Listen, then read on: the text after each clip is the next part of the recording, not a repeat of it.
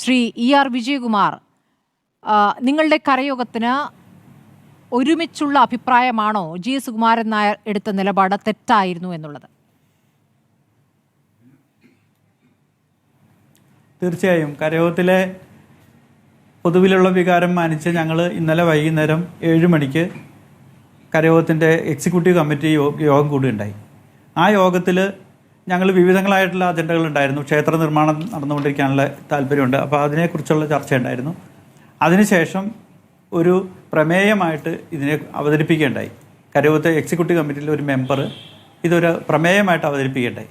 ആ പ്രമേയം ചർച്ചയ്ക്ക് വന്നപ്പോൾ പങ്കെടുത്ത എക്സിക്യൂട്ടീവ് കമ്മിറ്റിയിലെ മുഴുവൻ അംഗങ്ങളും ഒന്നായിട്ട് ഐകകണ്ഠ്യേന പാസ്സാക്കിയ പ്രമേയമാണ് ആ ഒരു വിമർശനാത്മകമായിട്ടുള്ള പ്രമേയം ഉണ്ടായത്. ഇവിടെ ഞങ്ങൾക്ക് സംശയം വരുന്നത് പെട്ടെന്നുള്ള NSSന്റെ ശ്രീ വിജയകുമാർ, എക്സിക്യൂട്ടീവ് കമ്മിറ്റിയിൽ എത്ര പേരുണ്ട്? യെസ്, ഞങ്ങൾ 8 പേരാണ് നിലവിലുള്ളത്. പറഞ്ഞോളൂ, അങ്ങ് പൂർത്തിയാക്കോളൂ. 8 പേരുടെയും പൂർണ്ണമായിട്ടുള്ള പിന്തുണയോടും ഒരേ അഭിപ്രായത്തിലാണ് 8 പേരും എത്തിച്ചേർന്നത്. നിശ്ചിതമായിട്ടുള്ള വിമർശനങ്ങളാണ് അതിലുണ്ടായത്. പ്രമേയത്തിൽ വന്നതിനേക്കാൾ ഉപരിയായിട്ടുള്ള വിമർശനങ്ങൾ ഓരോ വ്യക്തികളും പറയുകയുണ്ടായി. പക്ഷേ ഞങ്ങൾക്ക് പ്രമേയത്തിൽ കാണിക്കുന്നതിന് ലിമിറ്റ് ഉള്ളതുകൊണ്ട് ആ പ്രമേയത്തിൽ വന്നത് വളരെ വളരെ മിതത്വം പാലിച്ചിട്ടാണ് ഞങ്ങളത് പ്രമേയത്തിലൂടെ താലൂക്ക് യൂണിയനെ അറിയിച്ചിട്ടുള്ളത്. എന്താണ് നിങ്ങളുടെ പ്രതിഷേധം എന്നുള്ളത്? ആഗോള അയ്യപ്പ സംഗമത്തിൽ G സുകുമാരൻ നായർ പ്രതിനിധിയെ അയച്ചത് നിങ്ങൾ ആരും അറിഞ്ഞിട്ടില്ല എന്നാണോ? ഇതിൽ ഒരു പൊതു സമീപനം എടുക്കുമ്പോൾ സാധാരണഗതിയിൽ ഇത്തരം വിഷയങ്ങളിൽ അല്ലെങ്കിൽ രാഷ്ട്രീയമായി എടുക്കേണ്ട നിലപാടുകളിൽ കരയോഗത്തിന്റെ രീതി എന്താണ്? എല്ലാ കരയോഗങ്ങളെയും അറിയിച്ച് അങ്ങനെയാണോ? അത് വ്യക്തിപരമായിട്ടുള്ള കാര്യമാണെങ്കിൽ കരയോഗങ്ങളെ അറിയിക്കേണ്ട കാര്യമില്ല. കാരണം NSS ജനറൽ സെക്രട്ടറിക്ക് വ്യക്തിപരമായിട്ടുള്ള കാര്യങ്ങൾ പറയാനും പ്രസ്താവനകൾ ഇറക്കാനുമായിട്ടുള്ള തീർച്ചയായിട്ടും അദ്ദേഹത്തിന് അതിനുള്ള അവകാശമുണ്ട്. പക്ഷേ വൈകാരികമായിട്ടുള്ള ഈ ഒരു പ്രശ്നത്തിൽ ഈ ക്ഷേത്രങ്ങളെ ഒരു ആചാരാനുഷ്ഠാനങ്ങൾക്കെതിരായിട്ട് വന്നത് നാമജപ യാത്രകൾ നടത്തുകയുണ്ടായി. അത്തരം കാര്യങ്ങൾ എല്ലാം പിൻവശത്തുള്ളപ്പോൾ ഇത്രയും വൈകാരികമായിട്ടുള്ള ഒരു പ്രശ്നം പൊതുവിൽ ചർച്ച ചെയ്യാതെയോ കരയോഗങ്ങളെ അറിയിക്കാതെയോ നടത്തിയതിലാണ് ഞങ്ങൾക്ക് എതിർപ്പുള്ളത്.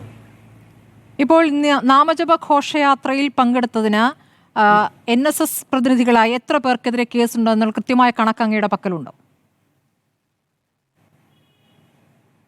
ഇല്ല, അതിൻ്റെ കൃത്യമായ കണക്കോ എണ്ണമോ എൻ്റെ അടുത്തില്ല.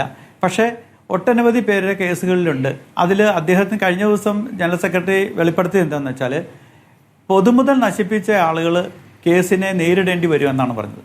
മറ്റുള്ള വാഹന തടസ്സമുണ്ടാക്കിയെന്നോ സഞ്ചാര സ്വാതന്ത്ര്യം തടഞ്ഞെന്നുള്ള കേസിൽ ആളുകൾ കേസ് പിൻവലിക്കാമെന്ന് അദ്ദേഹത്തിന് എവിടെയോ ഉറപ്പ് കിട്ടിയതായിട്ടാണ് അദ്ദേഹം പറയുന്നത് മനസ്സിലാക്കുന്നത്. ഉറപ്പ് കിട്ടിയതായിട്ടൊന്നും ഞങ്ങൾക്ക് അറിയില്ല. പക്ഷേ അദ്ദേഹം പറയുന്നത് അങ്ങനെ ഉള്ള കാര്യങ്ങളിൽ, അതായത് വാഹന ഗതാഗതം തടസ്സപ്പെടുത്തിയതിലോ മറ്റ് സഞ്ചാര സ്വാതന്ത്ര്യം തടഞ്ഞതിലോ ഉള്ള കേസുകളൊന്നും ഉണ്ടായിരിക്കില്ല. പക്ഷേ പൊതുമുതൽ നശിപ്പിച്ച കേസുകൾ അവരവർ തന്നെ നേരിടേണ്ടി വരുമെന്നുള്ളൊരു പ്രസ്താവന ബഹുമാന്യായ ജനറൽ സെക്രട്ടറിയുടെ പേരിൽ നിന്നുണ്ടായി. അപ്പോൾ നമ്മൾ ഈ ഇത്രയും ആളുകൾ ഇതിലേക്ക് എടുത്തിറങ്ങിയത്, ഞാനൊരു ഇടതുപക്ഷ കമ്മ്യൂണിസ്റ്റ് പാർട്ടിയുടെ ലോക്കൽ സെക്രട്ടറി ആയിട്ട് 7 വർഷം പ്രവർത്തിച്ച ആളാണ്. ഞാൻ ലോക്കൽ സെക്രട്ടറി ആയിരിക്കുന്ന സമയത്താണ് ഈ ഒരു നാമജപ ഘോഷയാത്ര ഉണ്ടായത്. കേരളത്തിലെ ഏക ഒരു ലോക്കൽ സെക്രട്ടറി നാമജപയാത്ര നയിച്ചിട്ടുണ്ടെങ്കിൽ അത് ഞാൻ മാത്രമാണ്. എരുവേലിൽ നിന്നും ചോറ്റാനിക്കര വന്നിട്ട് അതിന് പ്രതിജ്ഞ ചൊല്ലിക്കൊടുത്ത ഒരാളാണ് ഞാൻ. അന്ന് ലോക്കൽ സെക്രട്ടറി ആയിരിക്കെ എനിക്ക് വിമർശനങ്ങൾ നേരിടേണ്ടി വന്നു. എനിക്ക് സ്റ്റേറ്റ് സെക്രട്ടറിയുടെ തന്നെ വിശദീകരണം ചോദിച്ചുകൊണ്ടുള്ള കത്ത് എനിക്ക് വരികയുണ്ടായി. അപ്പോൾ അത്തരം പ്രശ്നങ്ങളിലേക്ക് നമ്മളെല്ലാം എടുത്ത് ചാടിച്ചിട്ട്, അപ്പോൾ എൻ്റെ ഒരു സെക്രട്ടറി സ്ഥാനത്തെ അല്ല ഞാൻ പറയുന്നത്, പക്ഷേ ഇതുപോലെയുള്ള കേസുകളിലേക്ക് വാഹനങ്ങൾ തല്ലി തകർത്തത് പോലീസുകാർ തകർത്തിട്ടുണ്ട്. അന്ന് പങ്കെടുത്ത പലരും വൈകാരികമായിട്ട് പ്രതികരിച്ചിട്ടുണ്ട്. അപ്പോൾ ഈ നാശനഷ്ടങ്ങൾ വരുത്തിയ കണക്കിൽ അവരവർ തന്നെ കേസിന് പോകണമെന്നാണ് അദ്ദേഹം പറഞ്ഞത്. ആരെ വിശ്വസിച്ചിട്ടായിരുന്നു ആളുകൾ അന്ന് പോയത്? ആരെങ്കിലും പൊതുമുതൽ നശിപ്പിക്കാൻ തയ്യാറായിട്ടല്ലല്ലോ പോകുന്നത്. ഒരു അവസരത്തിലുണ്ടായ കാര്യത്തിൽ വൈകാരികമായിട്ടുള്ള ഇടപെടലുണ്ടായി അത് പൊതുമുതൽ നശിപ്പിക്കുന്ന ലെവലിലേക്ക് പോയിട്ടുണ്ടെങ്കിൽ അത്തരം കാര്യങ്ങളിൽ ഈ ജനറൽ സെക്രട്ടറി പറയുന്നത് ആ വിഷയങ്ങൾ അവരവർ തന്നെ നേരിടേണ്ടി വരും എന്നാണ് പറയുന്നത്. ഒരു കാര്യമുള്ളത്, അദ്ദേഹത്തിന് എന്തുറപ്പാണ് കിട്ടിയിരിക്കുന്നത്?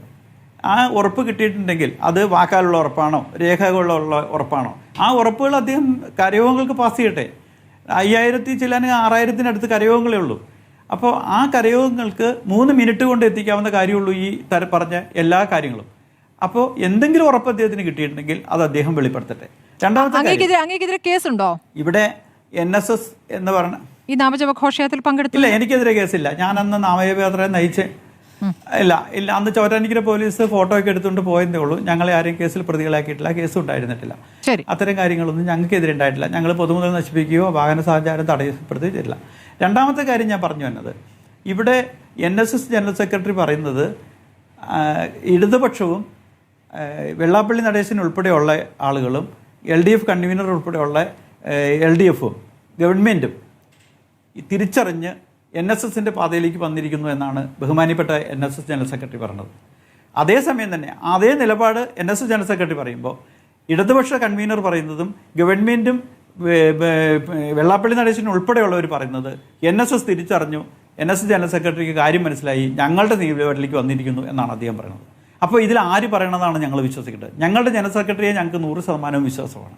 അപ്പോൾ ഞങ്ങളുടെ ജനറൽ സെക്രട്ടറി കളവ് പറയുന്നു എന്ന് ഞങ്ങൾക്ക് പറയാൻ സാധിക്കില്ല, പറയുമല്ല ഞങ്ങൾ.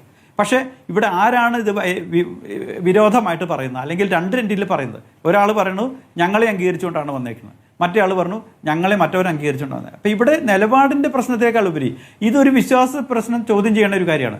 ഞങ്ങളുടെ ജനറൽ സെക്രട്ടറി കളവ് പറയുന്നത് പറയില്ല. അപ്പോൾ അങ്ങനെ കളവ് പറയാതിരിക്കണമെന്നുണ്ടെങ്കിൽ അദ്ദേഹത്തിന് എന്തെങ്കിലും രീതിയിലുള്ള ഒരു ഉറപ്പ് കിട്ടിയിരിക്കണം. അത് എഴുത്തിക്കൂടി ഉള്ളതായിരിക്കാം, അല്ലെങ്കിൽ വാക്കാലുള്ളതായിരിക്കാം. വാക്കാലുള്ളതിനാണെങ്കിലും തെളിവെടുക്കാൻ പറ്റുന്ന തെളിവോടുകൂടി കരയോഗങ്ങൾക്ക് പാസ് ചെയ്യാം.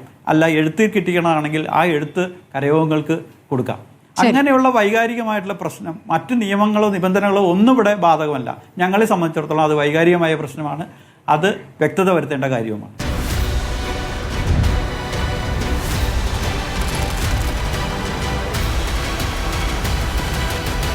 ഡിബേറ്റ് വിത്ത് സ്മൃതി പരുത്തിക്കാട്.